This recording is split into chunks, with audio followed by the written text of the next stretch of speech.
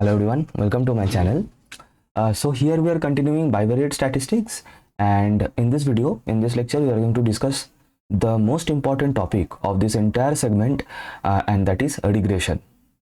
So basically we are now in the very last part of the fourth module, regression, and in continuation regression के बाद जो chapter आता है that is actually written in your fifth module, जो कि that is called as curve fitting by using least square method. And actually we can say कि this regression and curve fitting can be studied as one single chapter, because इसमें जो हो रहा है मतलब regression chapter में जो जो चीज़ें हैं exactly same चीज़ें हमें मिलेगा in the chapter of curve fitting. So the point is कि we can treat these two chapter as one single thing, but फिर भी क्योंकि सिलेबस में दो अलग चैप्टर्स हैं तो मैंने इसको कुछ इस तरीके से प्लान किया है कि in this video we are only going to discuss about the regression thing, regression का क्या कंसेप्ट है, डिफरेंट केसेस, डायग्राम वगैरह हम लोग देखेंगे, एंड उसके साथ साथ क्वेश्चंस भी सॉल्व करेंगे. बहुत ही ज़्यादा इंपॉर्टेंट क्वेश्चन है for examination as well, previous year में भी क्वेश्चन आया था यहाँ से.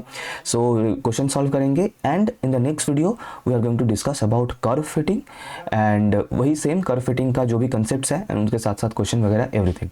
अच्छा, so let us start this particular chapter, that is regression, in this particular video. So the first thing that we need to know कि what is regression. वैसे regression का मतलब क्या है?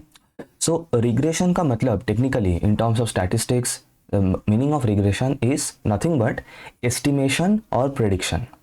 ठीक है. जो लिखा है वहाँ पे मतलब द डेफिनेशन ऑफ रिग्रेशन वहाँ पे इंट्रोडक्शन में लिखा हुआ है कि देखो एक बार पढ़ लेते हैं what is written here, that is from the bivariate data given by x and y, the estimation or prediction of the average value of a variable say y corresponding to a specified value of other variable x is called regression. Therefore, the average value of x may also be predicted corresponding to a specified value of y. अब मैं simple words में मैं बता देता हूँ मतलब क्या है और होता क्या एक्चुअली रिग्रेशन में. देखो अभी नाउअडेज जो भी काम हो रहा है इन रियल लाइफ प्रोजेक्ट्स और in like in most of the fields वो डेटा रिलेटेड काम हो रहा है, एंड सिर्फ डेटा रिलेटेड नहीं, प्रेडिक्शन ओरिएंटेड काम हो रहा है. तो रिग्रेशन हमें क्या हेल्प करता है, मैथमेटिकली कोई भी वैल्यू प्रेडिक्ट करने के लिए हमें हेल्प करता है, दैट इज रिग्रेशन. कहने का मतलब हमारे पास ऐसे एक डेटा सेट हमारे पास गिवन है जिसमें ऐसे एक्स एंड वाई, ये जो टेबल यहाँ पे दिख रहा है येलो कलर में, जो मार्क्स इन मैथमेटिक्स गिवन है and marks in mechanical science given है. सो जो वेरिएबल एक्स है दैट डिनोट्स मैथमेटिक्स का मार्क्स एंड जो वेरिएबल वाई है दैट डिनोट्स मैकेनिकल साइंस का मार्क्स. तो यहाँ पे लगभग कितने बच्चे हो, 1 2 3 4 6 8, टोटल 8 स्टूडेंट्स का डेटा यहाँ पे गिवन है. मतलब ये जो फर्स्ट बच्चा है उसका मैथ्स में उसको 65 मिला है suppose out of 100, and mechanical science में उसको 67 मिला है.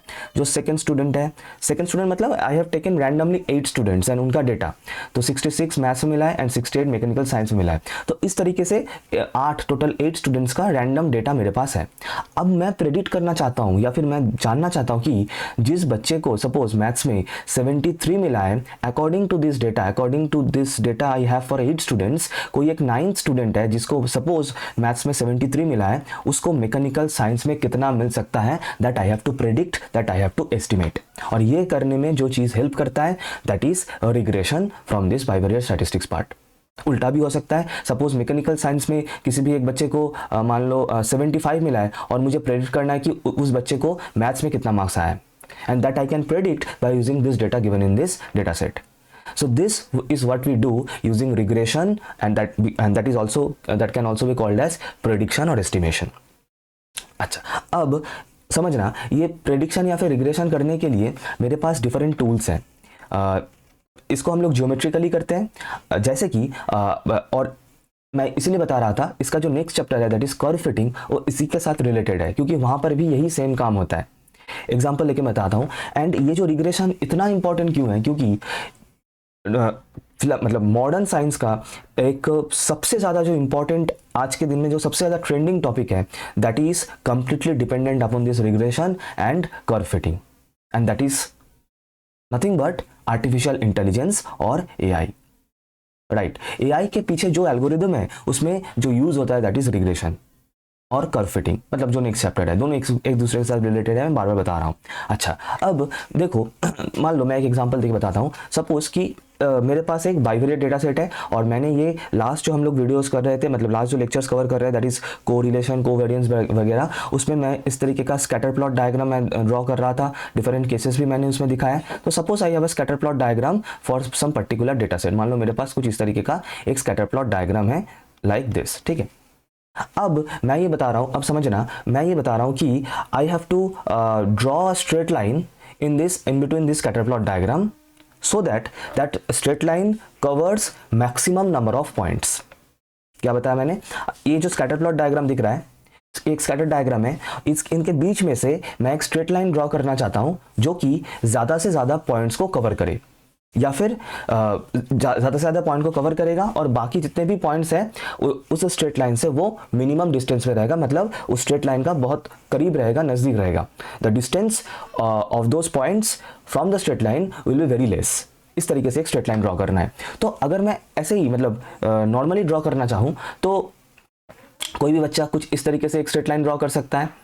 एक सेकेंड, हाँ, कोई बच्चा ऐसा ड्रॉ कर देगा, ये एक स्ट्रेट लाइन, बोलेगा सर हाँ ये मेरे पॉइंट ऑफ व्यू से this is the best fitting straight line. अब कोई बच्चा बोलेगा sir no, not this one, but this is the best fitting straight line. तो ऐसे ही मतलब अंदाजे से अगर मैं ड्रॉ करना चाहूं तो मतलब कोई एग्जैक्ट या फिर एक्यूरेट आंसर मुझे मिलने का चांस उतना ज़्यादा है नहीं। Rather I should find this mathematically, solve करके अगर मैं इसको एक स्ट्रेट लाइन का इक्वेशन में निकालूं या फिर एक स्ट्रेट लाइन इसमें ऐसा फिट करूं मैथमेटिकली सॉल्व करके, जिससे मुझे और भी ज़्यादा एक्यूरेट आंसर आएगा, या फिर मुझे अपना जो स्ट्रेट लाइन चाहिए, जो रिकॉर्ड स्ट्रेट लाइन चाहिए, वो मुझे मिलने का चांसेस है। देखो मैं क्या बता रहा था, ऐसे ही मेरे पास कुछ पॉइंट्स हैं, मैं अभी कुछ कम पॉइंट्स लेके मैं ये ड्रॉ कर रहा हूँ। Suppose very few points I have, something like this. अब इसके बीच में एक मुझे मेरा मतलब टारगेट क्या है, to draw a straight line in between this points, कुछ इस तरीके से। Suppose this is the straight line. So देखो ये मतलब जो पॉइंट्स हैं उनके बहुत क्लोज है, ज़्यादा मतलब कुछ पॉइंट्स को ये कवर करता हुआ जा रहा है, एंड बाकी जो भी पॉइंट्स हैं जिनको ये कवर नहीं कर रहा है उनसे बहुत क्लोज है, कुछ ज़्यादा दूर नहीं है। तो ये जो स्ट्रेट लाइन है, इस स्ट्रेट लाइन को हम लोग बोलते हैं regression line. This straight line is called regression line, और इसका एक और दूसरा नाम है, that is called as least square regression line. ठीक है, एक बार पढ़ लेते हैं इसका definition. From the bivariate data set X Y, the regression or the prediction average value of one variable against other is done by a suitable curve or straight line which fit best the scattered diagram of the data. This line is called regression line or least square regression line। अब कहने का मतलब regression line या फिर least square regression line, इसका काम ये होता है कि बिल्कुल रियल लाइफ में भी यही काम होता है कि हमारे पास एक डेटा सेट गिवन रहेगा कुछ इस तरीके का, जिसमें एक्स एंड वाई का वैल्यूज़ रहेगा। पहले हमें उसका स्कैटर प्लॉट डायग्राम प्लॉट कर लेना है, फिर उनके बीच में से ऐसा एक स्ट्रेट लाइन मुझे ड्रॉ करना है ताकि वो मैक्सिमम पॉइंट्स को कवर करे, मैक्सिमम पॉइंट्स के ऊपर से वो ड्रॉ हो सके, एंड जो पॉइंट्स के ऊपर से वो नहीं जा रहा है उनसे मिनिमम डिस्टेंस में वो सिचुएटेड हो। इस तरीके का लाइन को हम लोग रिग्रेशन लाइन बोलते हैं। अब ज़रूरी नहीं है कि ये हमें हमेशा एक लाइन ही फिट करना हो सकता है, हम एक पैराबोला फिट कर सकते हैं, या फिर कोई दूसरा किसी भी टाइप का कुछ कर्व फिट कर सकते हैं, कोई एक्सपोनेंशियल कर्व फिट कर सकते हैं, कोई ज्योमेट्रिकल कर्व फिट सकते हैं। तो any type of curve we can fit here. ठीक है, और ये जो कर्व मैं फिट कर रहा हूं, जो वर्ड मैंने बता दिया कर्व फिटिंग, यही है हम लोग का नेक्स्ट चैप्टर जो मैं नेक्स्ट वीडियो में कवर करूंगा, जिसमें हम लोग different types of curve fit करते हुए चलेंगे। इस चैप्टर में रिग्रेशन में हम लोग सिर्फ और सिर्फ स्ट्रेट लाइन के बारे में बात करेंगे। In the next chapter, we are going to see parabola, we are going to see geometrical curve, we are going to see exponential curve। हम लोग के सिलेबस में ये चारों टाइप है। लास्ट ईयर का जो पेपर हुआ था उसमें से एक क्वेश्चन आया था जियोमेट्रिकल कर्व से 15 मार्क्स का। कर्व फिटिंग चैप्टर में हम वो क्वेश्चन करेंगे नेक्स्ट चैप्टर में। लास्ट ईयर 2022-23 में एक क्वेश्चन आया था, एक क्वेश्चन ग्रुप सी में आया था 15 मार्क्स का, जिसमें वही जियोमेट्रिकल कर्व से क्वेश्चन पूछा गया था। और एक क्वेश्चन आया था स्ट्रेट लाइन से, लास्ट ईयर में भी आया था, जो हम लोग नेक्स्ट वीडियो में ही सॉल्व करेंगे, उस 5 मार्क्स के लिए आया था इन ग्रुप बी। सो सिर्फ और सिर्फ कर्व फिटिंग से ही 20 मार्क्स आ गया था। तो एग्जाम के पॉइंट ऑफ व्यू से तो इंपॉर्टेंट है ही, as well as real life applications में भी बहुत ज़्यादा इंपॉर्टेंट है। जैसे कि मान लो एक रोबोट है, उस रोबोट को मुझे एक स्ट्रेट लाइन के अकॉर्डिंग मुझे चलाना है। अब मैं एक इंसान हूँ, मेरे पास आंखें हैं, I can see the straight line and I can walk along a straight line, मैं आराम से चल सकता हूँ। लेकिन एक रोबोट जो है उसके पास तो आंखें नहीं है, वहाँ पे कैमरा होता है, तो उसको मैं स्ट्रेट लाइन कैसे समझाऊं? उसको स्ट्रेट लाइन समझाने के लिए मुझे क्या करना होगा, मैं क्या करूंगा कि एक स्ट्रेट लाइन के अकॉर्डिंग मैं कुछ लाइट्स, कुछ बल्ब्स ऐसे रख दूंगा अलॉन्ग अ स्ट्रेट लाइन, मैं ऐसे कुछ बल्ब्स रख दूंगा और मैं उसके दिमाग में ऐसा एक एल्गोरिदम फिट कर दूंगा कि कैमरा में जहाँ पे मतलब लाइट्स दिखे उस लाइट्स के अकॉर्डिंग तुम्हें चलना है, तो ऑटोमेटिकली वो क्या करेगा, एक स्ट्रेट लाइन के अकॉर्डिंग वो चला जाएगा। तो मैं यहाँ पे क्या कर रहा हूँ, ये जो लाइट्स है इनको मैं एज पॉइंट्स ट्रीट कर रहा हूँ और इन पॉइंट्स के ऊपर से ही जो स्ट्रेट लाइन है मैं उस फिट कर रहा हूँ वो रोबोट को चलाने के लिए। बिल्कुल इसी तरीके से ये क्या है, आर्टिफिशियल इंटेलिजेंस ही तो है, एआई ही तो है, और उसके पीछे कंसेप्ट क्या हो रहा है, रिग्रेशन का। So that is what I was saying कि regression and curve fitting are two most important things from this bivariate statistics part, जो कि जिसका एप्लीकेशन बहुत ही ज़्यादा है। AI तो पूरा है ही, मतलब और भी हम अगर मतलब ढूंढना स्टार्ट करें तो मिलता ही जाएगा इसका एप्लीकेशन इन रियल लाइफ। ठीक है, अच्छा नाउ सर रिग्रेशन लाइन तो समझ में आया, क्योंकि रिग्रेशन का नाम है, रिग्रेशन का मतलब होता है प्रेडिक्शन या फिर estimation. So that is why it is we are calling this as regression line. ये जो स्ट्रेट लाइन हम लोग ढूंढ रहे हैं, this straight line we are calling this straight line as regression line, ये तो सही है। लेकिन लीस्ट स्क्वायर रिग्रेशन लाइन मतलब, हाँ अब क्या होता है कि देखो यहाँ पे लिखा है कि the most scientific method to find the equation of this regression line is called method of least square. मतलब कहने का मतलब ये जो स्ट्रेट लाइन मैं फिट करना चाह रहा हूँ या फिर जो मैं पैराबोला फिट करना चाह रहा हूँ इस स्कैटर प्लॉट डायग्राम के बीच में, या फिर कोई भी कर्व मैं फिट करना चाहता हूँ, उन कर्व का जो इक्वेशंस होता है, मतलब मान लो इस स्ट्रेट लाइन का इक्वेशन है 2x + 3y = 7, इस इक्वेशन को फाइंड करने के लिए जो मेथड है that method is called method of least square और लीस्ट स्क्वायर मेथड। एंड और ये जो मेथड है मेथड ऑफ लीस्ट स्क्वायर या फिर लीस्ट स्क्वायर मेथड, इसको यूज़ करके कैसे स्ट्रेट लाइन का इक्वेशन फाइंड किया जाता है, that we are going to discuss in the next video, जो कि कर्व फिटिंग वाला वीडियो है। उसमें मैं बिल्कुल प्रूफ करके दिखाऊंगा कि कैसे वी आर फाइंडिंग द मतलब the general form of this equation, जो कि मैं नेक्स्ट स्लाइड में दिखाऊंगा, of this regression line as well as regression parabola या एंड अदर जो ज्योमेट्रिकल कर्व है या फिर एक्सपोनेंशियल कर्व है, सभी का इक्वेशंस कैसे हमें मिल सकता है by using method of least square, that I will discuss in the next video, curve fitting वाला जो वीडियो होगा। और इस वीडियो में we are only going to see the equations of this regression line and उनका properties देखेंगे and उनको use करके क्वेश्चन सॉल्व करेंगे। अच्छा, अब देखो यहाँ पे मैंने दो चीज़ें बताया था। एक तो x का वैल्यू गिवन है, ये जो था ना यहाँ पे ये रहा कि x the value of x is given and उसका कॉरेस्पॉन्डिंग y का वैल्यू हमें प्रेडिक्ट करना है या फिर एस्टिमेट करना है। और ये केस भी हो सकता है that is value of y is given and इसका कॉरेस्पॉन्डिंग x का वैल्यू हमें प्रेडिक्ट करना है। तो यहाँ पे दो सिनेरियो बन रहा है कि one case when we are finding y, we are predicting y depending upon x, so in that case the equation that we use that is called या फिर the straight line that we use that is called regression line of y on x, regression line of y on x। ये कब हो रहा है, जब x का value given है, x का वैल्यू गिवन है और हमें y फाइंड करना है, we have to find the value of y। And एक और दूसरा केस हो सकता है obviously, that is we have to find the value of x when the value of y is given, that is ये 75 given है, इस 75 का कॉरेस्पॉन्डिंग x का वैल्यू हमें फाइंड करना है, that is we have to find x for a given value of y and in that case the regression line that we use is called regression line of x on y। That's it. अब यहाँ पे क्या बोला है कि these two lines may not be identical, दोनों same हो सकता है, जो कि नहीं होता है ऑब्वियसली ज़्यादातर केसेस में, in most of the cases they are not identical. ठीक है, and we are going to see now the equation of this two regression lines, दोनों ही हम लोग देखेंगे। तो चलते हैं नेक्स्ट स्लाइड में। देखो अच्छा, अब this is the important part जहाँ से मेरा मैथमेटिकल सब कुछ हम लोग यहाँ से स्टार्ट हो रहा है। तो यहाँ पे हम लोगों ने डिस्कस ये कर लिया कि what is regression, regression line का यूज़ कैसे होता है एंड रिग्रेशन लाइन का एप्लीकेशन क्या क्या है and what are the two types of regression line and कैसे प्रेडिक्शन किया जाता है, everything we have discuss in this slide. Next slide में चलते हैं and we are going to see now the mathematical formulation that is equation of this regression line. तो देखो क्या गिवन है यहाँ पे कि मान लो एक डेटा सेट गिवन है x1 x2 x1 y1 x2 y2 करके xn yn तक एक पेयर ऑफ डेटा गिवन है, जिस तरीके से हम लोग अभी तक करते आ रहे हैं कोवेरिएंस, कोरिलेशन एटसेट्रा में। And X bar Y bar क्या है, X bar Y bar, x bar is the mean of X i's, Y bar is the mean of Y i's, हो गया। And sigma X is the standard deviation of X, sigma Y is the standard deviation of Y, ये सब हमें पता है। Are क्या है ये तो मैंने बहुत बार ऑलरेडी बता चुका हूँ कोवेरिएंस कोरिलेशन में, that is are is called the correlation coefficient of X and Y, हो गया।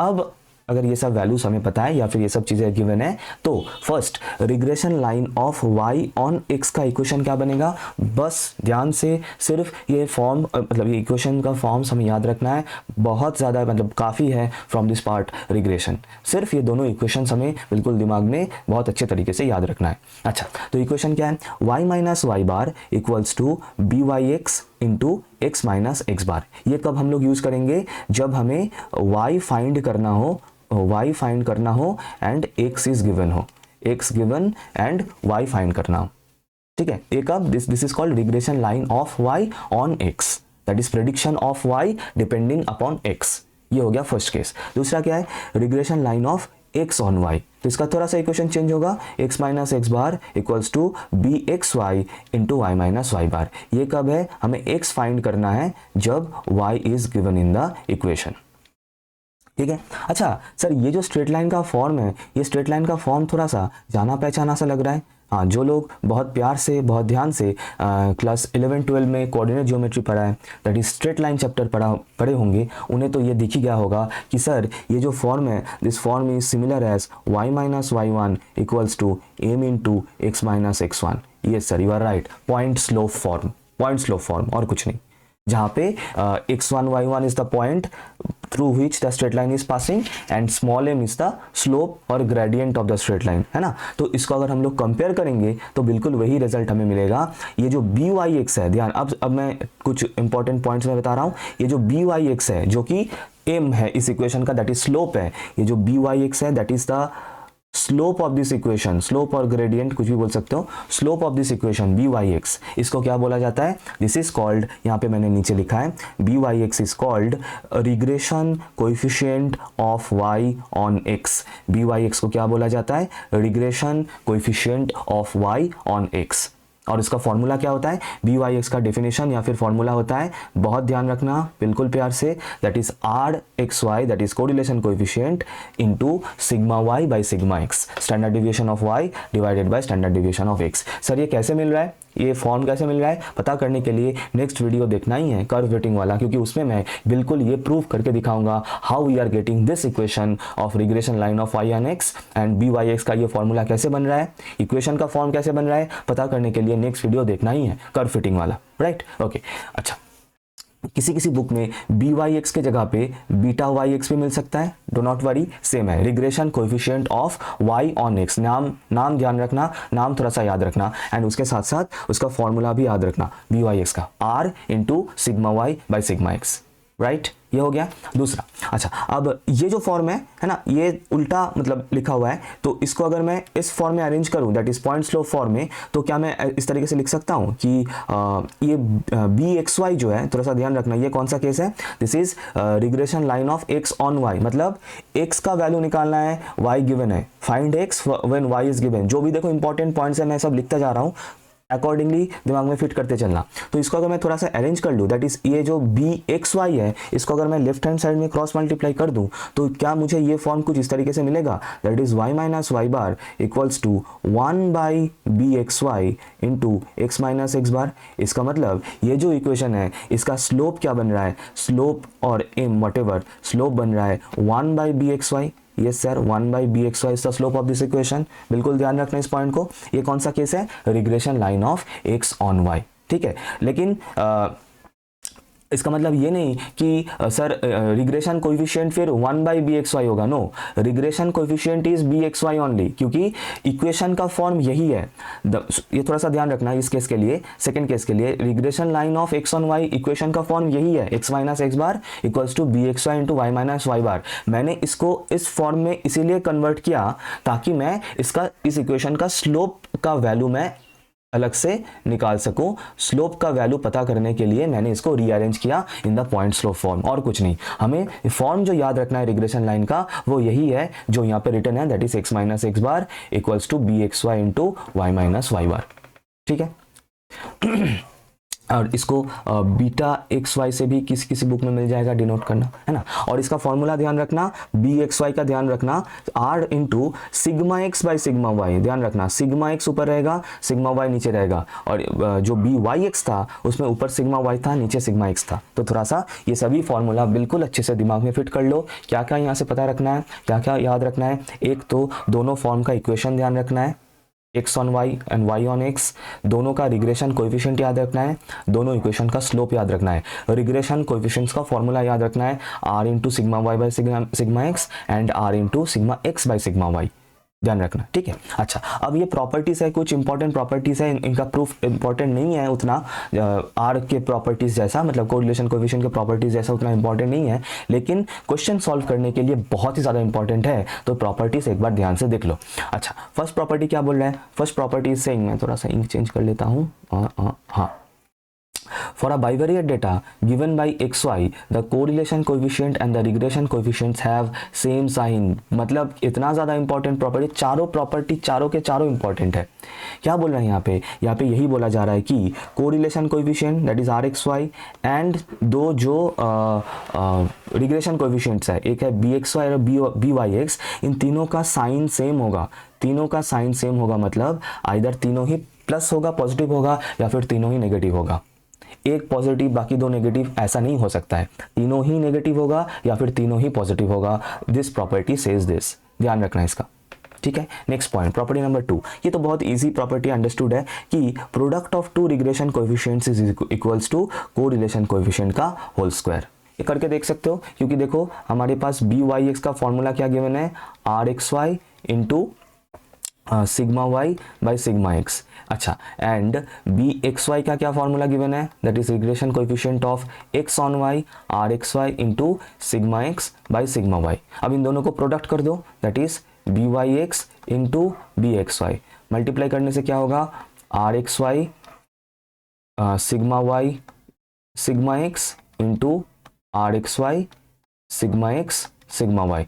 तो ये sigma y sigma y sigma x sigma ये सब कैंसिल आउट होगा और यहाँ से हमें मिल रहा है आर स्क्वायर, मतलब आर एक्स वाई का स्क्वायर। तो वही मैंने यहाँ पे लिखा है, बिल्कुल इजी हलवा है, कुछ नहीं है, लेकिन इंपॉर्टेंट है, इतना ज़्यादा इंपॉर्टेंट है। देखोगे मैं क्वेश्चन सॉल्व करके दिखाऊंगा जिसमें ये चारों प्रॉपर्टी यूज होगा इन वन सिंगल क्वेश्चन, जो कि इस बार के लिए बिल्कुल हॉट टॉपिक है, इतना ज़्यादा इंपॉर्टेंट है, 200% इंपॉर्टेंट है for this year question paper. आऊँगा उस क्वेश्चन के ऊपर, बिल्कुल इसीलिए मैं बता रहा हूँ एंड तक देखना, एंड पूरा जो भी जितने भी टाइप्स ऑफ क्वेश्चंस है सब कवर करके ही जाना। अच्छा, नेक्स्ट, अभी हम लोगों मैंने ये बताया था कि ये जो दो रिग्रेशन लाइंस हैं x on y and y on x, दोनों आइडेंटिकल नहीं है। आइडेंटिकल नहीं है मतलब पैरेलल नहीं है। आइडेंटिकल कब होता है, इफ दे आर पैरेलल और दे आर कॉन्करेंट, मतलब एक दूसरे के ऊपर कोइंसाइड कर रहा है तब। अदरवाइज क्या हो जाएगा, अगर आइडेंटिकल नहीं है तो definitely they will intersect each other.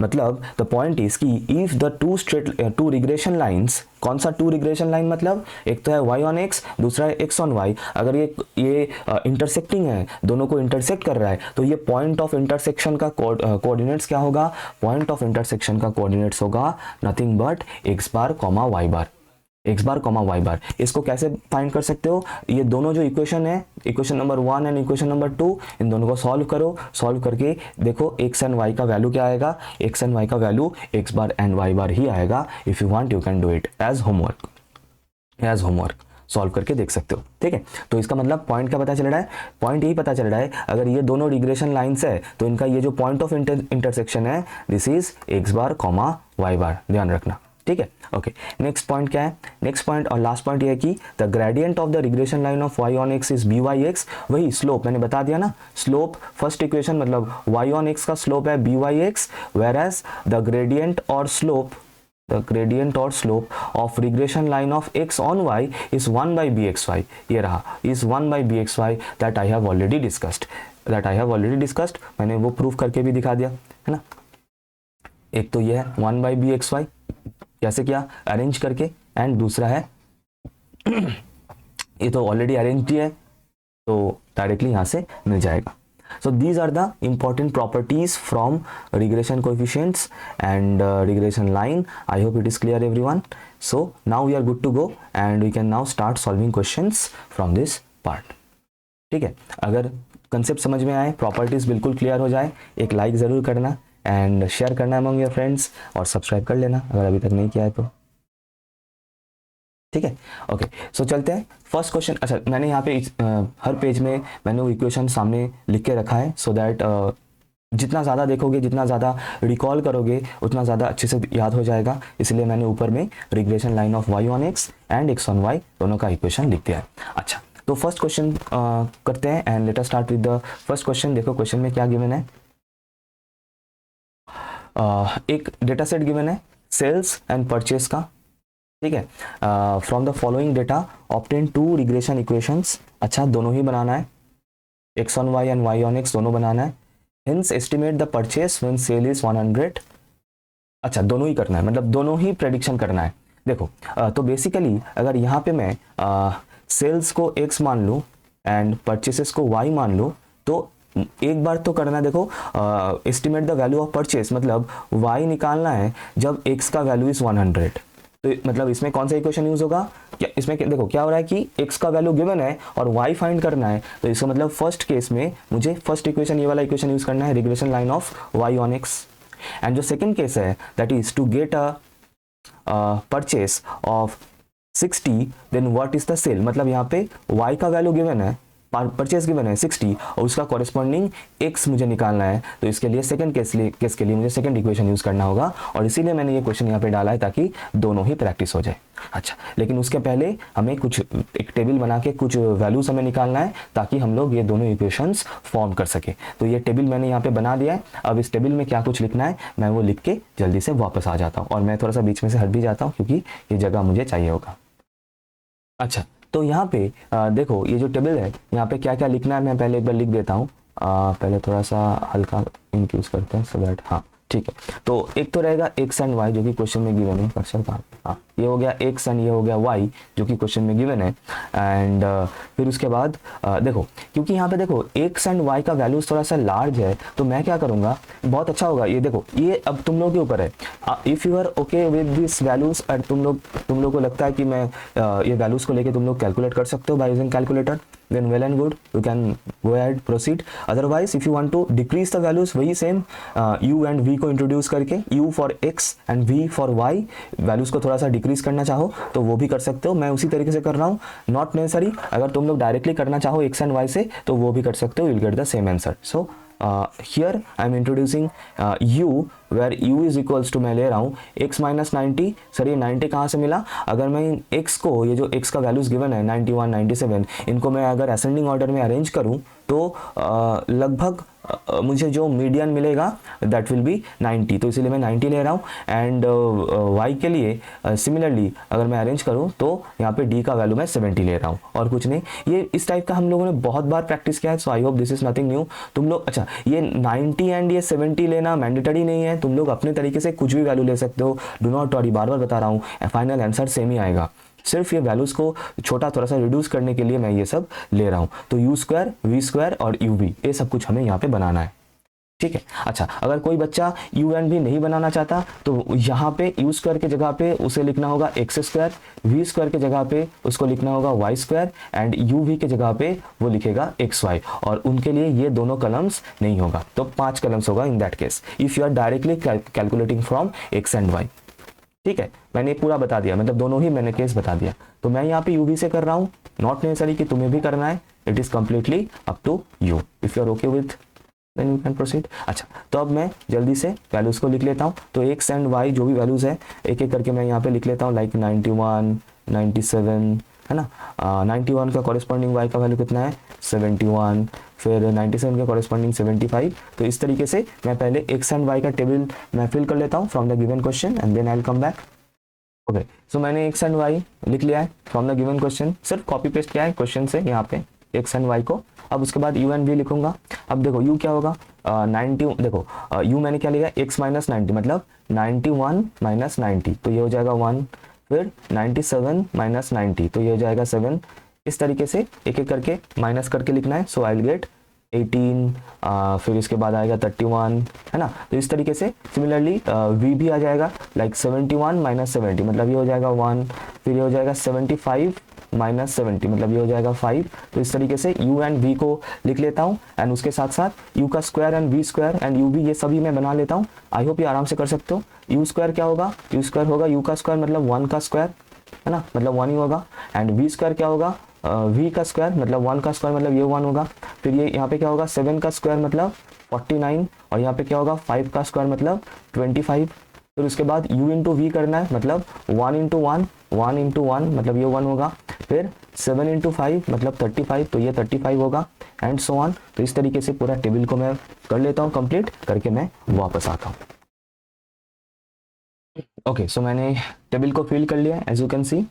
अब इनका सम्स कैलकुलेट करना है, दैट इज देखो x एंड एक्स वाई का तो अभी कोई काम नहीं रहा, तो मैं सिर्फ और सिर्फ सम निकालूंगा किसका, एक तो u का सम निकालूंगा, मतलब ये समेशन यू आई का वैल्यू आ जाएगा 0, समेशन वी आई का भी वैल्यू आ जाएगा 0 if you do it correctly.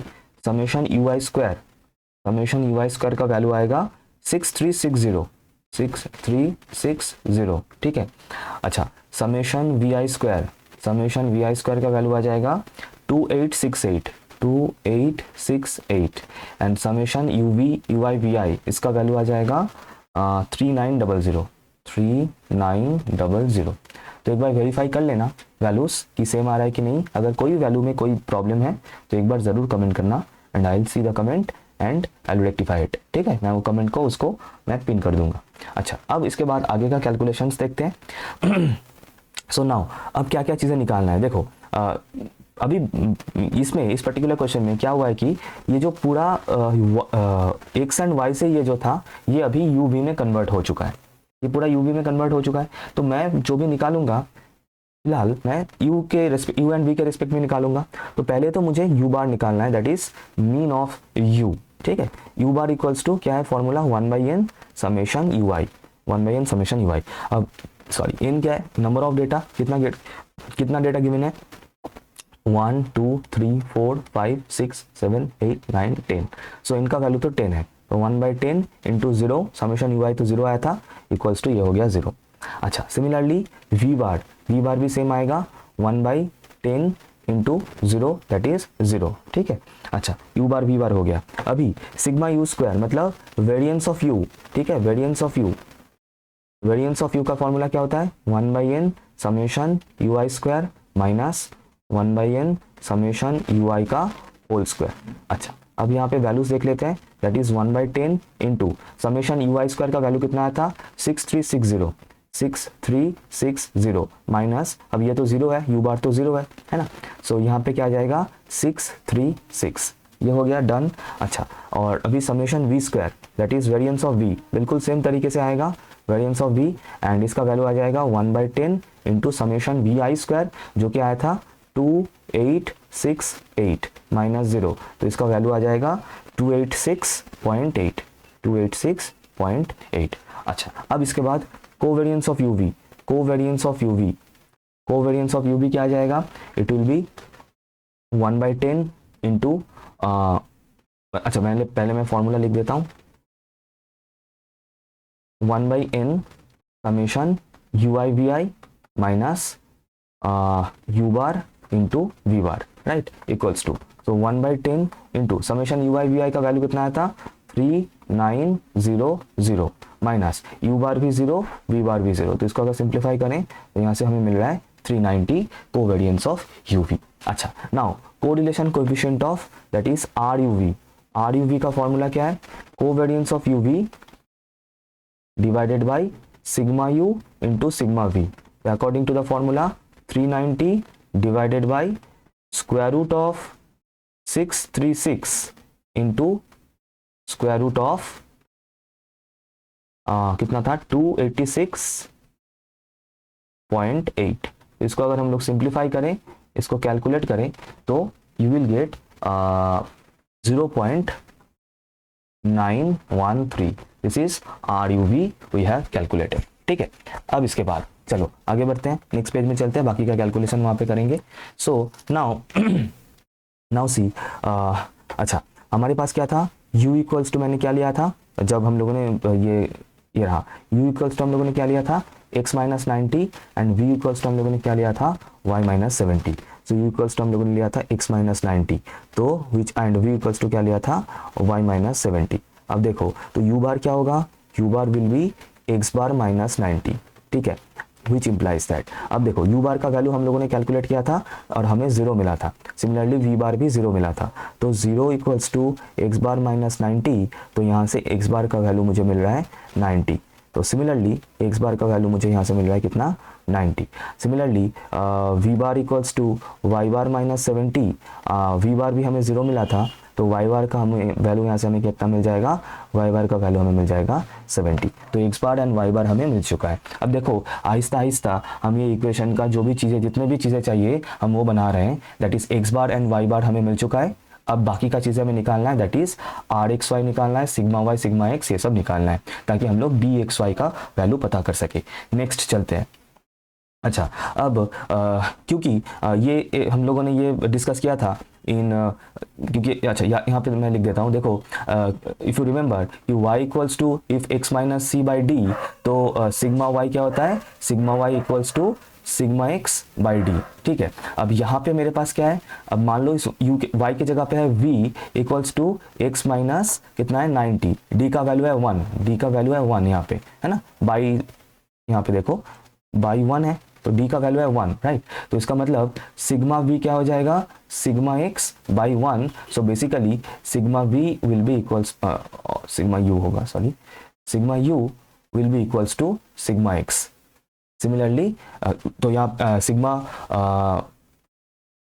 y will be equals to sigma v, तो यहाँ पे ऐसे लिख सकते हैं कि since x equals to 90 u equals to x minus 90, so sigma u equals to sigma x, तो therefore sigma x equals to, अब सिग्मा u का वैल्यू हम लोगों ने निकाला था and that was square root of कितना 636। अच्छा ये हो गया। अच्छा फिर उसके बाद v इक्वल्स टू कितना था y माइनस 70, तो यहाँ से sigma v equals to sigma y, so therefore sigma y equals to हो जाएगा स्क्वायर रूट ऑफ कितना था 286.8। अच्छा अब इफ़ यू रिमेंबर एक प्रॉपर्टी हम लोगों ने और इसके ऊपर बेस करके क्वेश्चन भी किया था इन द कोरिलेशन कोएफिशिएंट वाला, जो उसका जो क्वेश्चन वाला वीडियो किया था उसमें, और उसमें इफ़ यू रिमेंबर कुछ इस तरीके से था कि अगर अच्छा ये तो नहीं चाहिए होगा यहाँ पे, इस टेबल को मैं यहाँ से हटा देता हूँ, जस्ट वेट, ये जगह मिल जाएगा। अच्छा सो इफ़ यू रिमेंबर एक ऐसा कुछ इस तरीके से था कि if u equals to a x plus b and v equals to c y plus d, है ना, ये था, तो आर यू वी क्या होता है equals to sign r x y. कहने का मतलब ये पूरा डिपेंड करता है कि अगर a एंड c का सेम अगर साइन हो, मतलब अगर दोनों ही पॉजिटिव या फिर दोनों ही नेगेटिव हुआ, तो यहाँ पे ये साइन प्लस होता है, एंड अगर a एंड c का साइन नेगेटिव अपोजिट हुआ तो अपोजिट साइन हुआ तो यहाँ पे माइनस होता है। एंड इसके ऊपर डिपेंड करके मैंने क्वेश्चन भी सॉल्व किया था, प्रॉपर्टी मैंने डिस्कस किया in the correlation coefficient videos, so ज़रूर देखना, इसीलिए मैं बताता हूँ जिस ऑर्डर में I am uploading the thing उसी ऑर्डर में देखना भी ज़रूरी है। अच्छा तो इसका मतलब यहाँ से हमें क्या मिल रहा है, देयरफॉर हमें यहाँ से r u v equals to हमें मिल जाएगा आर एक्स वाई, और वो क्यों, क्योंकि इन दिस पर्टिकुलर क्वेश्चन मेरे पास क्या है, u equals to x minus 90, ठीक है, एंड v इक्वल्स टू है y माइनस 70, तो a का वैल्यू क्या है सर, x का coefficient that is 1, and c का वैल्यू क्या है, y का कोएफिशिएंट दैट इज आल्सो 1, तो क्योंकि दोनों का साइन सेम है तो इसका मतलब वैल्यू तो सेम रहेगा, उसके साथ ये जो साइन होगा that will be plus sign, so r u v equals to r x y.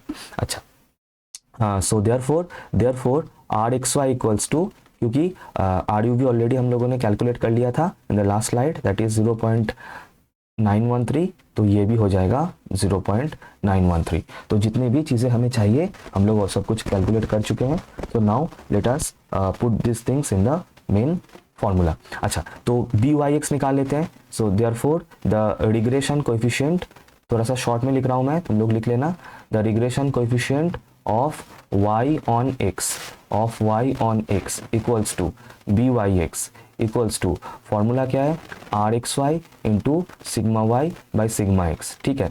अब इसका वैल्यू क्या हो जाएगा फिर, इसका वैल्यू क्या हो जाएगा, आर का वैल्यू, सभी वैल्यूज यहाँ पे गिवन है, इन वैल्यूज को अगर पुट करोगे so you will get the value as 0.61, 0.61 है ना। सभी वैल्यूज ऑलरेडी कैलकुलेटेड है, ये रहा सिग्मा एक्स, ये रहा सिग्मा वाई, ये रहा आर, है ना। इन वैल्यूज को सिर्फ पुट करना है और ये वैल्यू तुम्हें मिल जाएगा। Similarly the regression coefficient of x on y that is given by bxy, उसका फॉर्मूला है कितना, rxy into sigma x by sigma y। ध्यान रखना यहाँ पे सिग्मा x ऊपर रहता है। So again if you put all the values here, this value will be 1.36। ठीक है, okay. So this is the thing. अब इसके बाद we are ready to find this regression lines. अब एक एक करके मैं रिग्रेशन लाइन का इक्वेशन लिखूंगा। Therefore the regression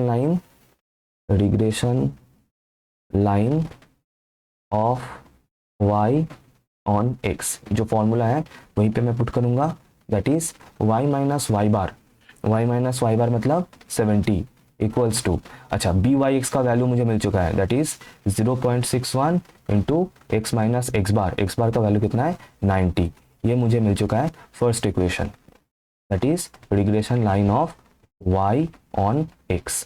similarly the regression line of x on y, तो ये क्या मिल जाएगा, that will be x minus x bar, that is x minus 90 equals to b x y का वैल्यू कितना मिला है, बी एक्स वाई का वैल्यू मिला है this 1.36 into y minus y bar, that is y minus 70, ये मुझे मिल चुका है दिस। तो these are the two regression lines. बिल्कुल इसी तरीके से करना है। मैंने मेजर वाला क्वेश्चन सॉल्व करके यहाँ पे बता दिया, तो छोटा मोटा क्वेश्चन तुम लोग आराम से सॉल्व कर सकते हो, राइट। अच्छा, अब यहाँ पे करना क्या है, अब दो वैल्यूज हमें यहाँ से निकालना है, ठीक है। मैं एक बार वेरीफाई कर लेता हूँ कि इस आंसर सेम आया कि नहीं। हाँ बिल्कुल ठीक है, ओके। तो अब क्या निकालना है, पहले तो ये, दैट इज फर्स्ट हम लोग ये वाला केस कर रहे हैं, दैट इज ये क्या है, hence estimate purchase when sale is 100, मतलब यहाँ पे x का वैल्यू, क्योंकि सेल्स हम लोगों ने x लिया था रिमेंबर, एंड परचेस y लिया था, तो x इक्वल्स टू कितना गिवन है 100, तो इसका कॉरेस्पॉन्डिंग y हमें निकालना है, y का वैल्यू हमें यहाँ पे निकालना है, क्या आएगा। तो इसके लिए हम लोग कौन सा इक्वेशन यूज करेंगे, फर्स्ट वाला इक्वेशन। इस इक्वेशन में मैं यहाँ पे लिख देता हूँ, ये तुम लोग करना और कमेंट करना आंसर क्या आ रहा है। जो भी सही आंसर देगा मैं उसका नाम जरूर लूंगा इन द नेक्स्ट वीडियो, ठीक है, जो भी करेक्ट आंसर देगा। तो इस इक्वेशन में यहाँ पे x इक्वल्स टू 100 पुट करना है, सिंप्लीफाई करना और बताना y का वैल्यू यहाँ से कितना आ रहा है। ये हो गया फर्स्ट केस के लिए। और जो सेकंड केस है, जो परचेज गिवन है 60 और उसका कॉरेस्पॉन्डिंग सेल निकालना है, उसके लिए क्या करना है, ये जो सेकंड इक्वेशन है यहाँ पे y इक्वल्स टू 60 पुट करना है, करके x का वैल्यू फाइंड करना है। और मैं ये दोनों होमवर्क के लिए छोड़ रहा हूँ, और मुझे कमेंट करके ज़रूर बताना कि करेक्ट आंसर क्या है। जो भी सबसे पहले करेक्ट आंसर देगा, I will take the name of that student in the next video, that is in the video of curve fitting, right. Okay, so I hope इसका सॉल्यूशन बिल्कुल क्लियर है। जिस तरीके से मैंने एक एक करके स्टेप बाय स्टेप सॉल्व किया, आई hope it is clear everyone, and that's it for this particular video, this particular question. और भी क्वेश्चंस करेंगे, एंड चलते हैं the most important question of regression पे। ये सबसे ज़्यादा इंपॉर्टेंट है फ्रॉम रिग्रेशन, ठीक है। ये वाला क्वेश्चन करेंगे, और इसके रिलेटेड एक क्वेश्चन होमवर्क के लिए मैंने यहाँ पे छोड़ा है, जो कि ऑलरेडी मैंने सॉल्व करके दिया है। कहाँ पे, 2022 का जो पेपर हुआ था BSM 301 का, उसका जो सॉल्यूशन है, उसका लिंक इस वीडियो के डिस्क्रिप्शन में भी है, और उसका लिंक मैं अभी आई बटन में दिख रहा भी होगा, उसमें क्लिक करोगे तो ये क्वेश्चन मैंने ऑलरेडी वहाँ पे सॉल्व करके दिया है। ये क्वेश्चन मैं होमवर्क के लिए छोड़ रहा हूँ, और बाकी येलो वाला क्वेश्चन, ये वाला क्वेश्चन तो मैं अभी सॉल्व करके दिखाऊंगा, ठीक है। चलो, ये सबसे ज़्यादा इंपॉर्टेंट क्वेश्चन है फ्रॉम रिग्रेशन, सो ध्यान रखना, एंड इसको सॉल्व करते हैं। अच्छा, क्या क्वेश्चन में क्या गिवन है, for two variables x and y the equations of two regression lines are given. Question को ध्यान से पढ़ो। टू रिग्रेशन लाइंस का इक्वेशन गिवन है, that is x plus 4y plus 3 equals to 0 and 4x plus 9y plus 5 equals to 0। हमें identify करना है कि इनमें से कौन सा x ऑन y है एंड कौन सा y ऑन x है। वो तो हमें नहीं पता है, वो तो क्वेश्चन में भी गिवन नहीं है। So that we have to identify first कि इनमें से कौन सा x on y regression line है, कौन सा y on x regression line है। फिर उसके बाद x bar and y bar का वैल्यू निकालना है, mean of x and y मतलब x bar and y bar. फिर उसके बाद correlation coefficient that is r का वैल्यू निकालना है और एस्टिमेट करना, मतलब 5-6 क्वेश्चंस हैं जो हमें करना है। और यही वो क्वेश्चन है जो मैं बता रहा था, इस एक क्वेश्चन को सॉल्व करने में जितने भी प्रॉपर्टीज हम लोगों ने किया था, 4-5 प्रॉपर्टीज सभी यूज हो जाएगा in this one particular single question. तो आ जाओ इसको सॉल्व करते हैं। नाउ क्योंकि इस टाइप का क्वेश्चन का सॉल्यूशन का टेक्निक क्या होता है, क्योंकि हमें पता नहीं है कि इन दोनों इक्वेशन में से कौन सा regression line of y on x है एंड कौन सा regression line of x on y है, तो हमें पहले एज्यूम करके चलना पड़ता है। तुम्हारा एजम्पशन गलत हो सकता है, तब हमने जो एज्यूम किया था हम उसको उल्टा कर देंगे। So first you have to assume कि इन दोनों में से suppose the first one is कि regression line of y on x और द सेकंड वन, ये तुम्हारे ऊपर है, कोई दिक्कत नहीं, कोई भी बच्चा कुछ भी ले सकता है। सो मैं थोड़ा सा समझाता हूँ। अच्छा, तो इसका सॉल्यूशन स्टार्ट करते हैं। सो ऐसे लिखते हैं कि let us assume that, let us assume that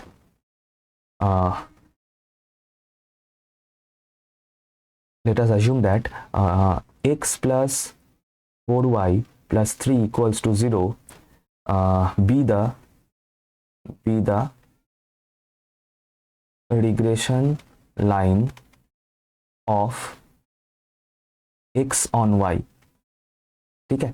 and दूसरा क्या है, 4x plus 9y plus 5 equals to 0 be the regression line of y on x। ये मैंने एज्यूम कर लिया। हो सकता है मेरा एजम्पशन गलत हो, वो बाद में देखा जाएगा।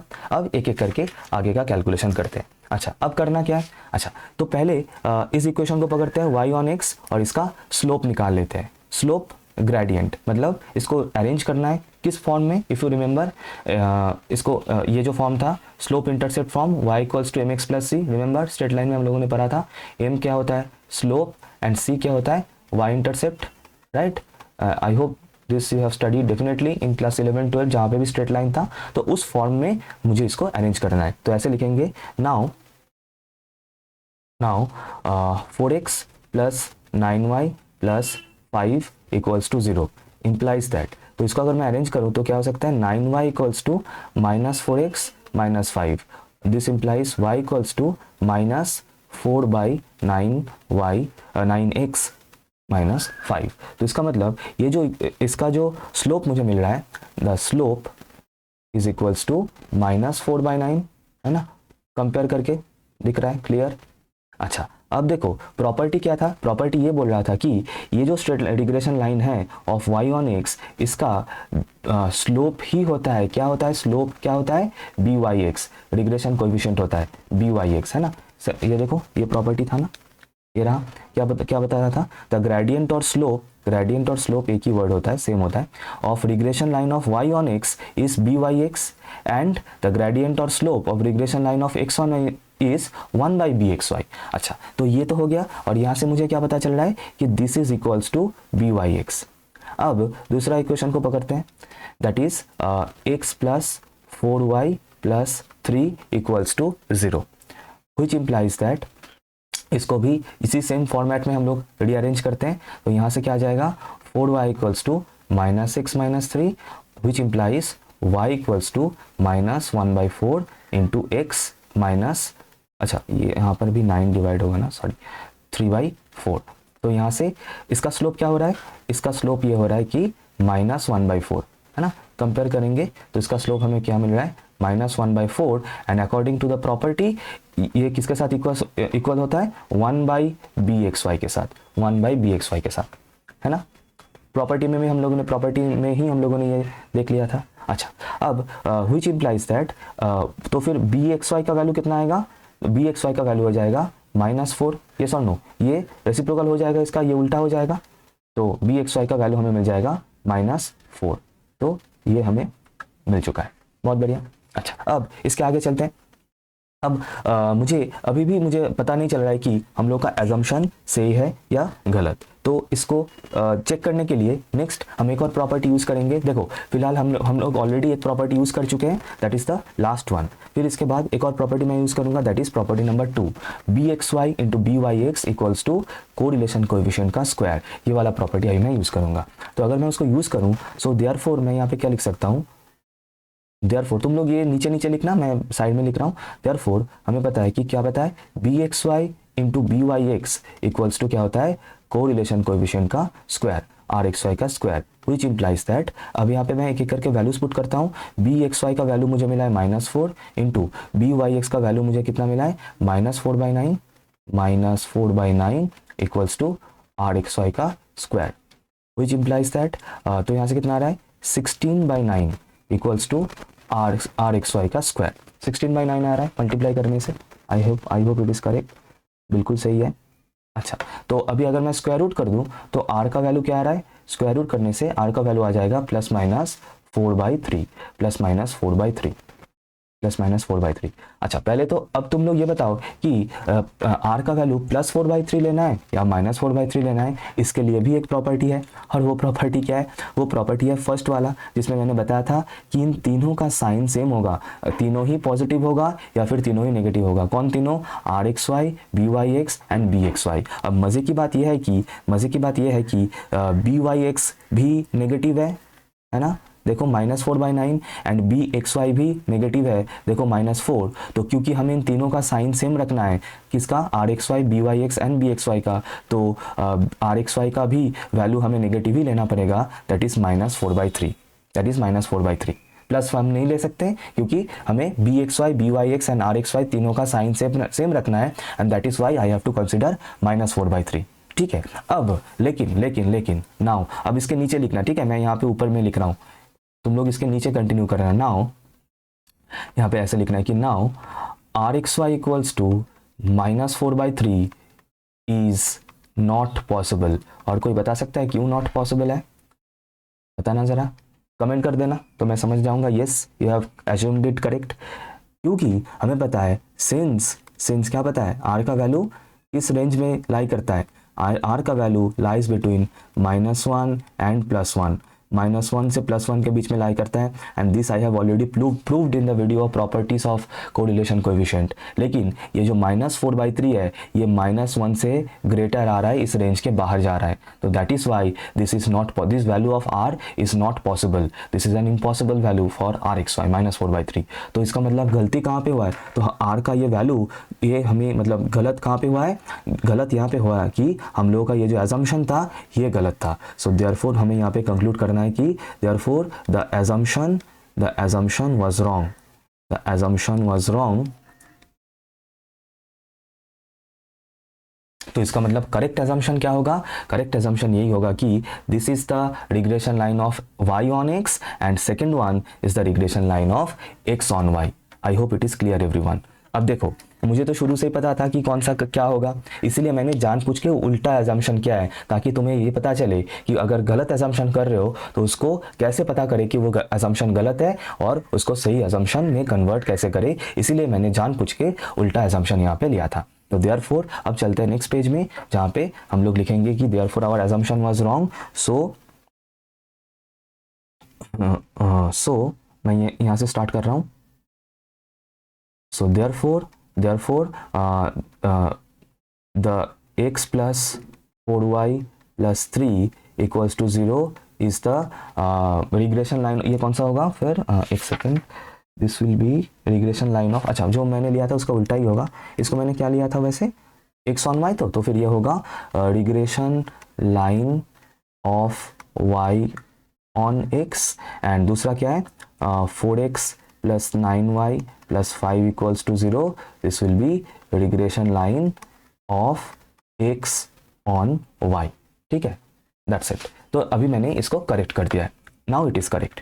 ठीक है, अच्छा अब इसके आगे का कैलकुलेशंस करते हैं। तो देखो क्या क्या चीज़ें, ये तो फर्स्ट पार्ट हो गया कि identify which one is y on x and which one is x on y, ये तो ये फर्स्ट पार्ट तो हो गया। अभी आगे का कैलकुलेशंस करते हैं, आगे का चीज़ें देखते हैं।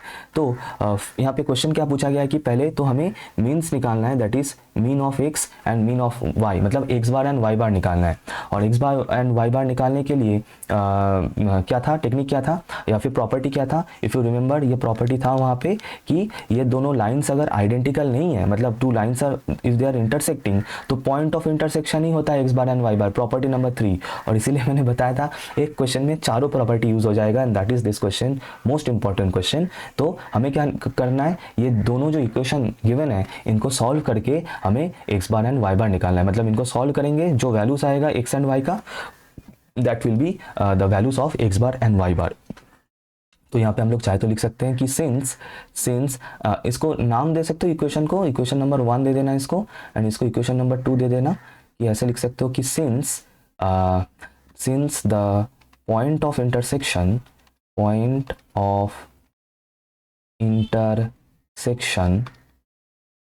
Of 1 and 2 is x bar comma y bar, therefore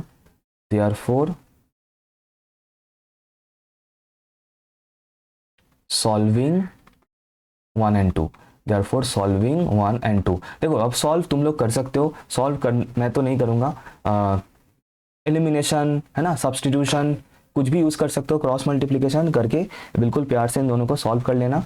subtract मतलब 4 से मल्टीप्लाई करके एक काम कर सकते हो, 1 इंटू 4 करके 2 को माइनस कर सकते हो उससे, है ना। मतलब ये फर्स्ट इक्वेशन जो है इसको 4 से मल्टीप्लाई कर देना पूरा इक्वेशन को, फिर सब्ट्रैक्ट कर देना इक्वेशन नंबर 2 को। तो वहाँ से रिलेशन मतलब एक वैल्यू आ जाएगा y एंड दूसरा वैल्यू पुट करके y का वैल्यू किसी भी इक्वेशन में पुट करके 1 और 2 में वहाँ से x का वैल्यू निकाल सकते हो। तो अगर वो करोगे तो मैं बता देता हूँ x बार और y बार क्या आएगा।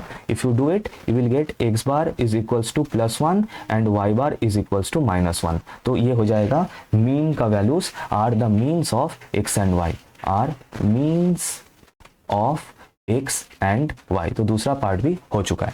अब find the correlation coefficient between x and y।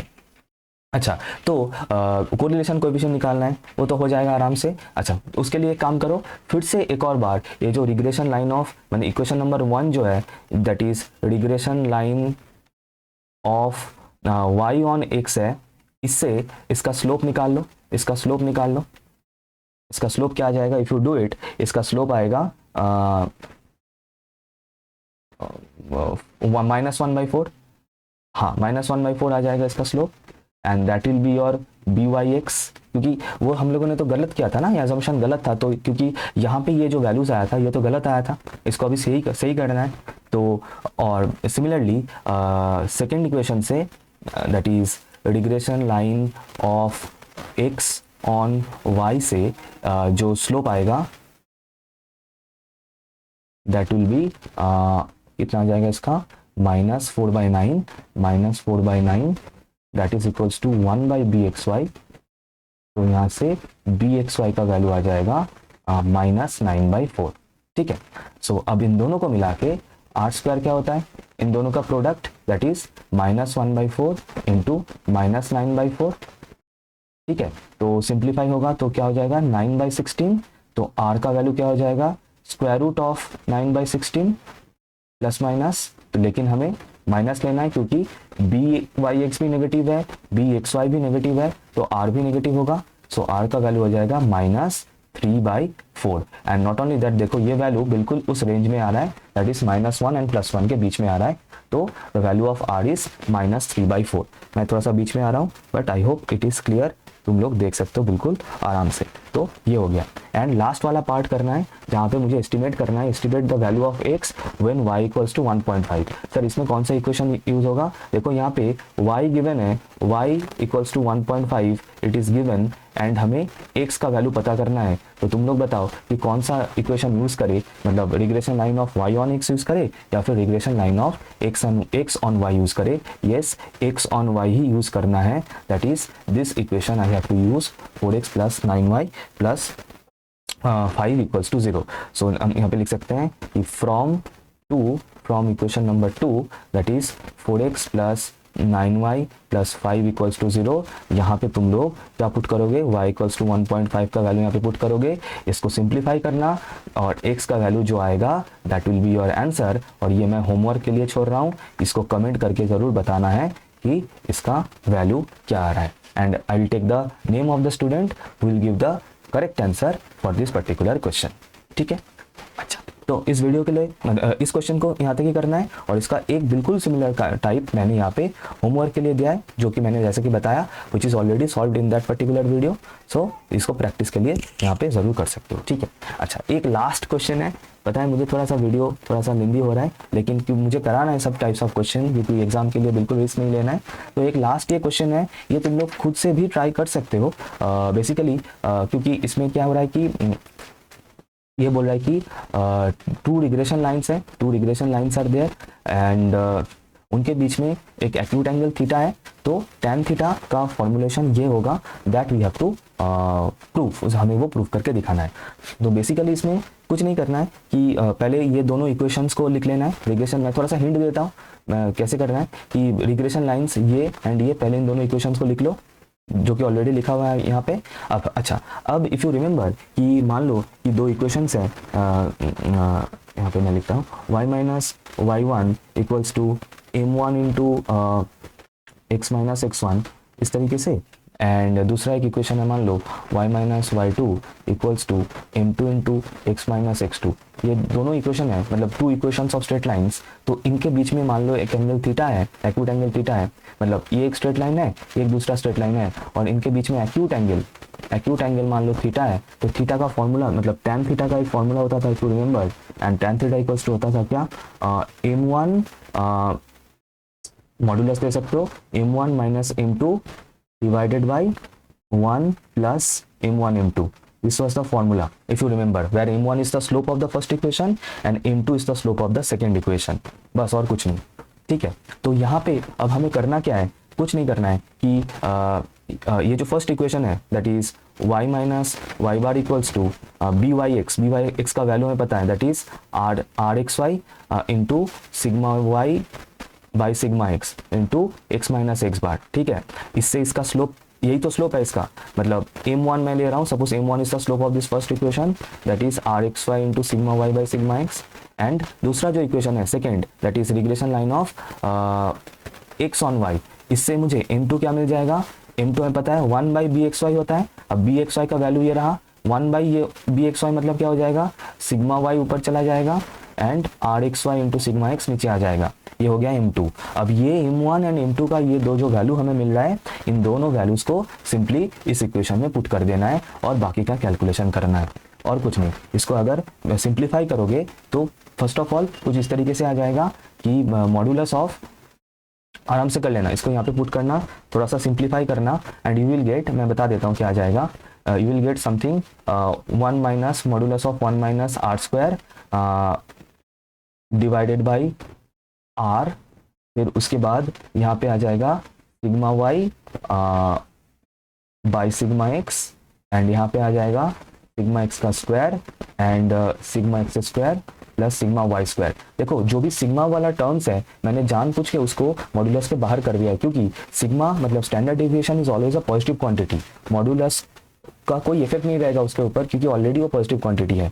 लेकिन ये आर वाला जो टर्म है न्यूमरेटर में, उसी के ऊपर मॉड्यूलस रहेगा, क्योंकि r varies for the modulus sign, क्योंकि आर हमेशा पॉजिटिव होगा ऐसी कोई नेसेसिटी नहीं है।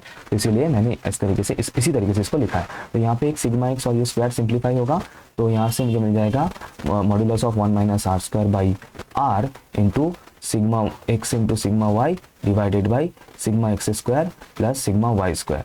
तो ये वाला पार्ट तो मिल चुका है। अब इस मॉड्यूलस को थोड़ा सा संभालना है और इसको समझना है। देखो अब समझना, हमें क्या पता है कि आर का वैल्यू हमेशा -1 से +1 के बीच में लाई करता है, दिस वी नो, ठीक है।